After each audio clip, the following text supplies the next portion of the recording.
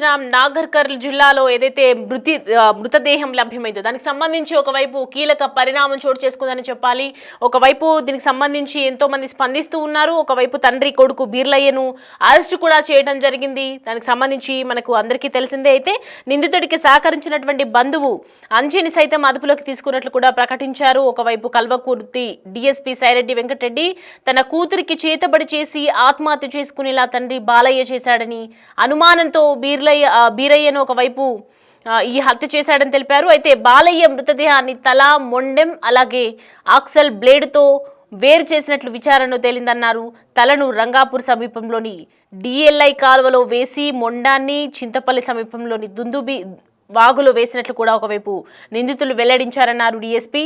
నిందితుల నుండి ఒక కారు, బైకు, ఆక్సా బ్లేడు, 4 చెవిపోగులు, ఇటు 2 సెల్ ఫోన్స్ స్వాధీనం చేసుకున్నారు పోలీసులు. మొత్తానికి బీరయ్యకు సహకరించినటువంటి అంజీ సైతం కూడా అరెస్ట్ అవ్వడం జరిగింది. ఒకవైపు కర్నూలు జిల్లా కల్వకుర్తిలో జరిగినటువంటి ఈ దారుణానికి సంబంధించి ఇటు గ్రామస్తులు కూడా పూర్తి స్థాయిలో దీనికి సంబంధించి పర్యవేక్షిస్తున్నారని చెప్పొచ్చు. అయితే ఒకవైపు దీనికి సంబంధించి పోలీసులు కూడా మాట్లాడటం జరిగింది. అలాగే మాజీ ఎమ్మెల్యే మాట్లాడడం జరిగింది. అక్కడ సంబంధించినటువంటి దీనికి సంబంధించి మనం ఒకసారి మా ప్రతినిధి అందుబాటులో ఉన్నారు, శంకర్ని అడిగి తెలుసుకుందాం. శంకర్, తండ్రికి అలాగే ఇటు ఒకవైపు సపోర్ట్ చేసినటువంటి వాళ్ళని, ఈ హత్యకు కారణమైనటువంటి వాళ్ళని కూడా అరెస్ట్ చేయడం జరిగింది. ఏం చెప్తున్నారు? దీంట్లో అనేక రకాలైనటువంటి ట్విస్టులు కనిపిస్తున్నాయి. గతంలో ఏదైనా వివాదం ఉందా? ఎందుకు జరిగింది హత్య అని అనుకోవచ్చు? జిల్లా కల్వకుర్తి నియోజకవర్గంలో దారుణం చోటు చేసుకుందని చెప్పవచ్చు. ఈ నెల 3వ తేదీన కల్వకుర్తి పట్టణానికి చెందినటువంటి బీరయ్య హత్యకు గురయ్యాడు. అంటే మొత్తంగా ఆ బీరయ్య వ్యవసాయ క్షేత్రానికి వెళ్ళాడు. తిరిగి రాకపోయేసరికి కుటుంబ సభ్యులు పోలీస్ స్టేషన్ లో ఫిర్యాదు చేశారు. తన తండ్రి కనిపించట్లేదంటూ కూడా రెండో కొడుకు అయినటువంటి వ్యక్తి అక్కడ ఫిర్యాదు చేయడం జరిగింది. మొత్తంగా ఈ కేసును టేకప్ చేసినటువంటి పోలీసులు, కల్వకుర్తి పోలీసులు దీని మీద ప్రత్యేకమైనటువంటి నిఘా పెట్టారు. అసలు బీరయ్య ఎక్కడికి వెళ్ళి ఉంటాడు, ఆ రోజు బీరయ్యకు సంబంధించినటువంటి ప్రతి మూమెంట్ కూడా పూర్తిగా వివరాలను వారి కుటుంబ సభ్యులతో కలిసి తెలుసుకున్నారు. ఇదే క్రమంలో తను బీరయ్య వ్యవసాయ క్షేత్రానికి వెళ్ళాడని కూడా అక్కడ ఉన్నటువంటి కుటుంబ సభ్యులు చెప్పడంతో పోలీసులు వెంటనే ఆ వ్యవసాయ క్షేత్రానికి చేరుకున్నారు. అయితే అక్కడ పోలీసులకు కొంత రక్తపు మడుగలు, రక్తపు మరకలు ఇవన్నీ కూడా కనిపించాయి. అంటే అక్కడ ఏదో జరిగి ఉంటుంది అనే కోణంలో కూడా పోలీసులు మొత్తంగా ఎవరైతే కొడుకు బీరయ్యను అదుపులోకి తీసుకున్నారు. అదుపులోకి తీసుకోవడంతో పాటు అసలు తండ్రి బాలయ్యను ఏం చేశారంటే, మొదటగా బాలయ్య కనిపించట్లేదని చెప్పి ఫిర్యాదు చేయడంతో ఆ బీరయ్యను అదుపులోకి తీసుకోవడంతో పాటు అసలు తండ్రిని ఏం చేశారంటూ కూడా ప్రశ్నించినటువంటి పరిస్థితి కనిపించింది. మొత్తంగా పోలీసుల విచారణలో మొత్తంగా బీరయ్యే తన తండ్రి బాలయ్యను హత్య చేశాడు కాబట్టి ఖచ్చితంగా చెప్పాలి ఏం జరిగి ఉంటుందనే క్రమంలో కూడా అతన్ని బీరయ్యను ప్రశ్నించడంతో బీరయ్య క్లియర్ కట్ గా తన తండ్రిని తనే బాలయ్యను హత్య చేసినట్టుగా కూడా అతను ఒప్పుకున్నాడు. మొత్తంగా హత్య చేసిన తర్వాత తండ్రి మృతదేహాన్ని, అంటే తండ్రికి సంబంధించినటువంటి మృతదేహాన్ని అక్కడ ఏదైతే సమీపంలోని చింతపల్లి సమీపంలో దుందుబి వాగులో పడేసినట్లు కూడా నిందితుడు అయినటువంటి బీరయ్య పోలీసులకు చెప్పడం జరిగింది. అయితే ఇక్కడ ఒక విషయాన్ని క్లియర్ గా గమనించవచ్చు. తన సొంత తండ్రిని అత్యంత పాశవికంగా యాక్సా బ్లేడ్ తో తలా మొండాన్ని వేరు చేయడం ఎంత దారుణమైన విషయం అంటే, ఈ విషయం ఒక్కసారిగా స్థానికంగా ఉన్నటువంటి ప్రజలంతా కూడా భయాందోళనకు గురయ్యారు. తండ్రి మొండాన్ని వేరు చేసి తలను ఒక చోట, మరియు అదే విధంగా మృతదేహాన్ని అంటే బాడీనంతా కూడా ఒక చోట వేయడం, ఆ తలను ఒక చోట వేయడంతో బీరయ్య చేసినటువంటి ఈ పనికి స్థానికంగా ఒకసారి పెద్ద భయాందోళన వ్యక్తం చేస్తున్నారు స్థానికంగా ఉన్నటువంటి వారంతా కూడా. మొత్తంగా బీరయ్యకు సంబంధించి బాలయ్యను హత్య చేసే సమయంలో, అంటే తండ్రి బాలయ్యను హత్య చేసే సమయంలో అతనికి తన బంధువు అయినటువంటి అంజి కూడా సహకరించాడు. అంటే ఒకరి వల్ల ఇది సాధ్యం కాదు. వ్యవసాయ క్షేత్రంలో మొదటగా తన తండ్రితో దాడికి దిగాడు. దాడికి దిగడంతో కర్రతో తలపై బాధడంతో తండ్రిని విచక్షణ రహితంగా కొట్టి చంపాడు. అక్కడితో ఆగకుండా తన బంధువు అయినటువంటి అంజి సహాయాన్ని తీసుకొని తన తండ్రికి సంబంధించినటువంటి డెడ్ బాడీ నుండి తల భాగాన్ని, అదే విధంగా మొండెం భాగాన్ని ఇదంతా కూడా వేరు చేసిన తర్వాత చింతలపల్లి వాగులో తనకు సంబంధించినటువంటి తండ్రి డెడ్ బాడీని వేయడం, అదే విధంగా మిగతా మొండెంకు ఏదైతే పై ఉన్నటువంటి తల భాగం అంతా కూడా డిఎల్ఐ కాలువలో వేసి మొండాన్ని డిఎల్ఐ కాలువలో పడవేయడం జరిగింది. మొత్తంగా పోలీసులు ఎప్పుడైతే బీరయ్యను అదుపులోకి తీసుకున్నారో పూర్తి వివరాలు రాబట్టడానికి ఆయనతో విచారణ చేపట్టారు. వెంటనే కల్వకుర్తికి సంబంధించినటువంటి డిఎస్పీ కూడా దీని మీద ప్రత్యేకమైనటువంటి దృష్టి సారించాడు. సైరెడ్డి వెంకటరెడ్డి ఎవరైతే డిఎస్పీ ఉన్నారో అసలు వెంటనే ఆ యొక్క తల భాగాన్ని మొండాన్ని కూడా కనుక్కోవాలి, తల భాగాన్ని అదే విధంగా శరీర భాగాన్ని కనుక్కోవాలని చెప్పి పోలీసులకు ఆదేశాలు ఇవ్వడంతో చింతపల్లి వాగు సమీపంలో స్థానికంగా ఉన్నటువంటి సిఐ కావచ్చు, ఎస్ఐ కావచ్చు, వీరంతా కూడా అక్కడికి చేరుకోవడంతో పాటు అక్కడ డ్రోన్ల సహాయంతో అదంతా కూడా వాగు ప్రాంతం అంటే ఎక్కడో 3వ తేదీన పడేసినటువంటి డెడ్ బాడీ 2 రోజుల తర్వాత ఎలా దొరుకుతుందనే క్రమంలో కూడా పోలీసులు గజయితగాల సాయంతో కూడా ఆ పరిసర ప్రాంతాలంతా కూడా ముమ్మరంగా గాలింపు చర్యలు చేపట్టారు.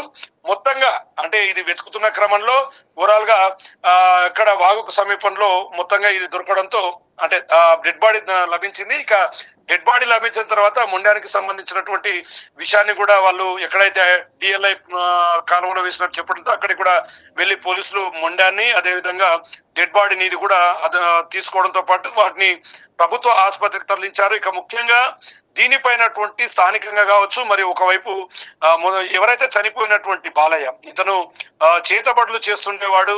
చేతబడులు చేసిన క్రమంలోనే ఎవరైతే వీరయ్య కూతురు ఉందో గతంలో తను ఆత్మహత్య చేసుకుంది. దీనికి కారణం తన తండ్రి అని చెప్పి భావించడంతో పాటు ఆస్తి తగాదాలు కూడా ఉన్నట్టు తెలుస్తుంది.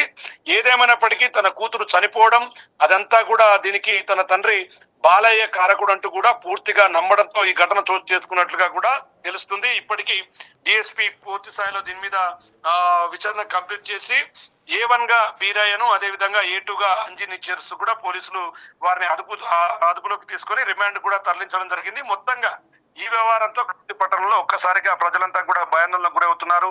ఎందుకంటే చాలా చోట్ల చూస్తున్నాం, ఉమ్మడి పాలమూరు జిల్లా వ్యాప్తంగా ఒక చోట తల్లి తన పిల్లల్ని చంపుతుంది, ఒక చోట తన తండ్రి పిల్లలను చంపడం, ఇదంతా కూడా చాలా విడ్డూరంగా చాలా విచక్షణ రహితంగా అనిపిస్తుంది. గత 4-5 రోజుల క్రితమే కల్వకుర్తి నియోజకవర్గానికి సంబంధించి హాజ్పూర్ సమీపంలో 3 పిల్లలను చంపి తను కూడా చచ్చిపోయినటువంటి ప్రకాశం జిల్లాకు సంబంధించినటువంటి ఒక వ్యక్తి ఆత్మహత్య హత్యలు ఇవన్నీ కూడా తిరిగి మరొకసారి కల్వకుర్తి నియోజకవర్గంలో తన తండ్రి బాలయ్యను బీరప్ప హత్య చేయడం ఒక్కసారిగా హాట్ టాపిక్ గా మారిందని చెప్పవచ్చు. మొత్తంగా పోలీసులు డ్రోన్ల సాయంతో వెతకడంతో పాటు వారి డెడ్ బాడీని తీసుకోవడం, పోస్ట్ మార్టానికి తరలించడంతో పాటు క్లియర్ గా ఈ పోలీసులు పూర్తి స్థాయిలో ఈ కేసునంతా కూడా కంప్లీట్ చేసినటువంటి సిచ్యువేషన్ అయితే ఇక్కడ కనపడుతుంది. సౌమ్య, ఇదంతా కూడా ఉమ్మడి జిల్లా వ్యాప్తంగా చూస్తే ఒక్కసారిగా ఇలాంటి ఘటనలతో ఒక్కసారి స్థానికంగా కొంత భయాందోళనకమైనటువంటి వాతావరణం తలెత్తుతుంది. ఇలాంటివి ఎక్కడైనా అంటే ఇంట్లో చిన్న చిన్న గొడవలు కావచ్చు, మరోవైపు పాత కక్షలు ఎవరైతే గతంలో గొడవలు ఉన్న క్రమంలో తిరిగి వాటిని మనసులో పెట్టుకుని ఇలాంటి వాటికి పాల్పడడం పూర్తి స్థాయిలో జరుగుతున్నాయి. కాబట్టి ఇలాంటి వాటి పట్ల జాగ్రత్తగా ఉండాలని చెప్పి కూడా పోలీసులు ఒకవైపు చెప్తున్నారు. ఏదేమైనప్పటికీ సొంత కొడుకు వీరయ్య తన తండ్రిని తన బంధువు అంజి సాయంతో కూడా చంపడం పూర్తిగా కలకలం రేపింది. ఇప్పటికీ వారి నుండి సెల్ ఫోన్లు అదే విధంగా కారు యాక్సిడెంట్ ప్లేట్ కూడా ఎవిడెన్స్ గా పోలీసులు తీసుకోవడంతో పాటు వారిని రిమాండ్ కి అయితే తరలించినటువంటి సిచ్యువేషన్. దీంతో ఆ కుటుంబం ఒక్కసారిగా ఆ కుటుంబ సభ్యుల్లో పూర్తిగా బాధను వ్యక్తం చేస్తున్నారు. దుఃఖ సాగరంలో మునిగిపోయింది. ఒకవైపు తండ్రి చనిపోయాడు, మరోవైపు ఇంటికి పెద్ద కొడుకుగా ఉండాల్సినటువంటి వ్యక్తి ఈ రోజు జైలుకి వెళ్ళాడు. కాబట్టి ఆ కుటుంబం అంతా కూడా దుఃఖ సాగరంలో మునిగిపోయింది. ఏదేమైనప్పటికీ చేతబడులు, మరోవైపు ఆస్తి తగాదాలు, పాత కక్షలు ఇవన్నీ కలగలిపి ఒక సొంత కొడుకునే తన తండ్రిని చంపడానికి పురమాయించినటువంటి ఘటన ఒక్కసారిగా స్థానికంగా చర్చకు దారితీస్తుందనే చెప్పవచ్చు. Soumya, right Shankar, thanks for the updates. Right, మొత్తానికైతే ఒకవైపు చూస్తున్నాం ఆస్తి తగాదాలు, అలాగే మిగతా ఇతరితర కారణాలు కూడా ఉన్నాయి. ఒకవైపు తన తండ్రే కూతురికి చేతపడి చేశారన్న ఒక ఆరోపణలు కూడా ఉన్నాయి. సో ఈ అనుమానంతోనే ఒకవైపు తన తండ్రిని చంపడం జరిగింది. తన తండ్రికి సంబంధించి అనేక రకాలుగా వివాదాలు కూడా వాళ్ళిద్దరి మధ్య ఎన్నో రోజులుగా జరుగుతూ ఉన్నాయి. సో ప్రజెంట్ అయితే ఒక మృతదేహం ఏ విధంగా లభ్యమైందంటే ఎవరు ఊహించని విధంగా లభ్యమైనట్లుగా మనకి ప్రస్తుతం అయితే సమాచారం అందుతుంది. ఎందుకంటే ఒక తండ్రిని చంపే దారుణాతి దారుణంగా చంపడం జరిగింది. తల మొండెం అన్ని కూడా వేరు చేసి బాడీని ముక్కలు ముక్కలుగా నరికి చంపడం జరిగింది. దీనికి సపోర్ట్ చేసిన వాళ్ళని కూడా ప్రస్తుతం అదుపులోకి తీసుకున్నారు. ప్రస్తుతం అయితే నాగర్ కర్నూలు జిల్లాకు సంబంధించి గ్రామస్తులు కూడా ఒకవైపు రియాక్ట్ అవుతూ ఉన్నారు. మరి అక్కడికి సంబంధించినటువంటి కొన్ని బైట్స్ కూడా ఉన్నాయి మన దగ్గర.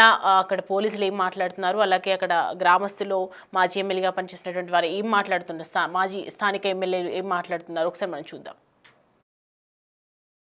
బాలయ్య కల్వకుర్తిలో చనిపోవడం జరిగింది. మరి 3 రోజులకు డెడ్ బాడీ లభ్యమైంది. ఇంకా తల లభ్యం కాలేదు. కులస్తులు మొత్తం కూడా ఫోన్ చేస్తే నేను కూడా సానుభూతి కొరకు వాళ్ళను పరామర్శించడానికి ఇక్కడ రావడం జరిగింది. ఇక్కడ వచ్చిన తర్వాత ఈ దృశ్యం చూస్తే హృదయ విదారకమైనది, అసలు ఎంతో బాధాకరమైనటువంటి విషయం. ఇలాంటి సంఘటనలు భవిష్యత్తులో ఎక్కడ కూడా జరగకూడదు. కొడుకులో కోపం వస్తే ఆ విధంగా కోపాన్ని కొంత చల్లార్చుకోవాలి, తండ్రిలో కోపం వస్తే తండ్రి కూడా చల్లార్చుకోవాలి. ఈ మధ్య కాలంలో ఎక్కడ కూడా రక్త సంబంధం కూడా లేదు. రక్త సంబంధికులే రక్త సంబంధికులు చంపుతుంది, భార్య భర్తను చంపుతుంది, భర్త భార్యను చంపుతున్నాడు, మరి భార్య భర్తలు కలిసి పిల్లలు చంపిస్తుంది. కట్టతోని కొట్టడంతోని బాగా కొట్టడంతోని అక్కడ కింద పడిపోయిండు, రక్త మార్పులతో ఉన్నాడు. ఆ తర్వాత తన అంజీ అనే వ్యక్తిని ఏటుని కారు రెడీగా పెట్టుకొని రంగాపూర్ చౌరస్తా ఇక్కడ దగ్గరలో టౌన్ లో దగ్గరలో ఉన్నాడు. అతను పిలవగానే ఎమ్మటే వచ్చేసి